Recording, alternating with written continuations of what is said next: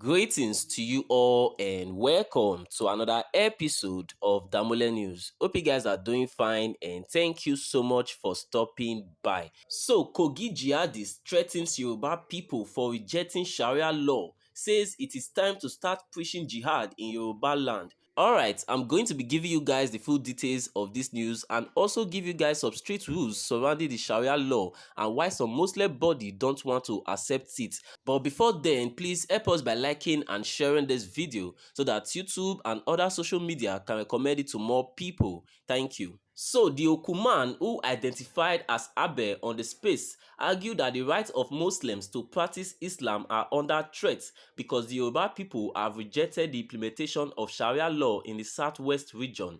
A recent online discussion has sparked concern within the Yoruba community after an Okun from Kogi State who identifies more with his Fulani heritage made alarming remarks directed at the Yoruba people. During a recorded airspace discussion titled "No Space for Hate Mongering in Nigeria," the individual stated, "It is time for jihad conversation to start, raising fears about the intent behind his words." So, according to the man, he said he felt sorry for Muslims in southwest Nigeria, claiming that their plight is not different from that of Palestinians in Gaza amid Israeli occupation. Describing himself as a non-Yoruba, he said he is an Okun with a Fulani mother. However, he said he identifies more with his Fulani heritage. Abbey added that the conversation is only setting the stage for what is to come in the coming days and months. He further asserted that it does not require the vote of the Yoruba people, implying a disregard for their political power and influence. His remarks have been widely denounced as hate speech and a threat to Nigeria's ethnic and religious harmony. So, in a press statement made available to Sarah reporters,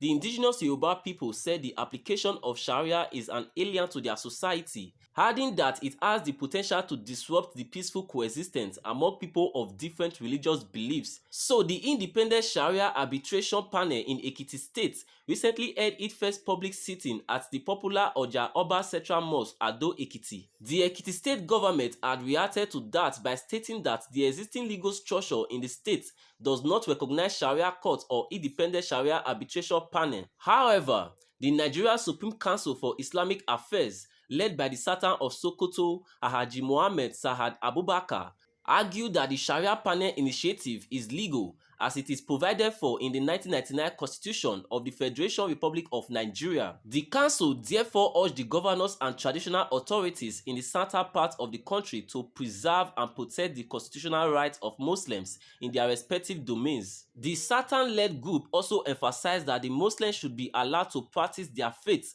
without hindrance, just like other religious groups. So here are some street rules of the Sharia law. In some interpretations, Sharia law prescribes amputation of the hand as a punishment for theft.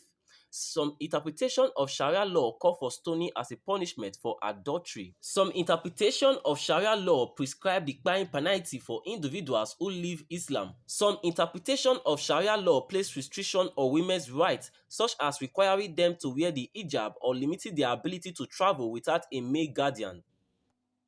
I think if you want to have um a a very decent conversation, there are some characters. Particularly as regard them. For me, I don't know if it is still a cruise to some people, but it has now gone beyond cruise. When the life and religion of a group of people is being threatened on their own soil, where they want, some group of people want to turn a fellow, their fellow countrymen and tribe men into second-class citizens in their own father's land because they practice certain religion. That is no longer, it shouldn't be taken for a joke. No agenda should even be tolerated. My joy is I'm not from the southwest, and I'm not living in the southwest. And God forbid that I'll be in the southwest and then I'll have some people want to dictate to me on how to practice my religion. it will never happen. I'd rather die than succumb to that kind of mental slavery. Again, I can never be from the southwest or live in the southwest and then tolerate what the Muslim Ummah are tolerating in southwest today. And it is gradually spreading.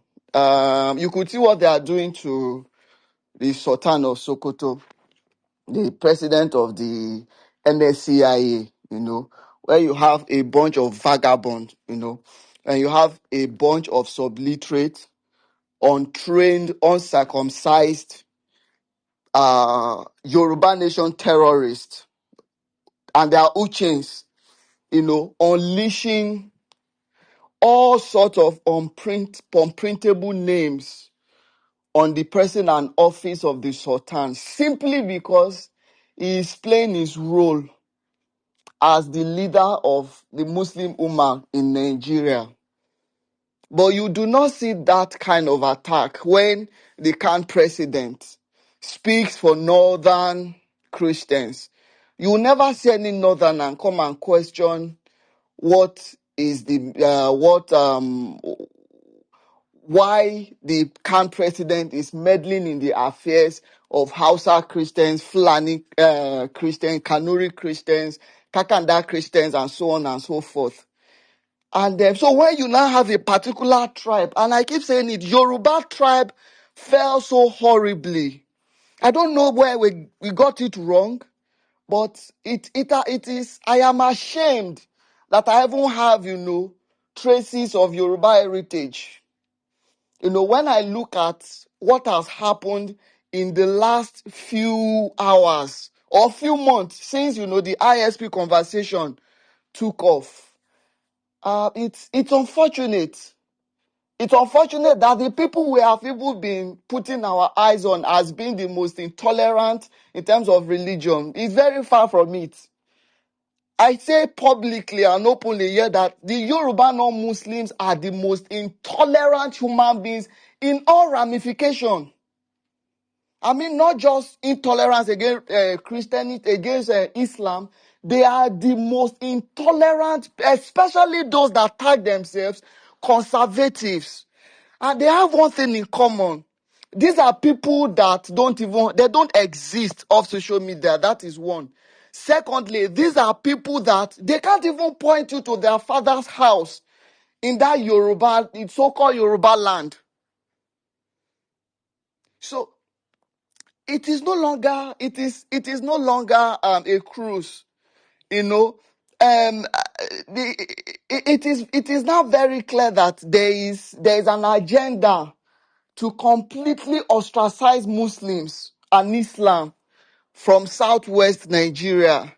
And this is where jihad conversation come about. For those of you bastard that you don't know the meaning of jihad, record the conversation. I want to repeat it again. This is now the time that jihad conversation should be taking place now. Your right to practice your religion is being threatened.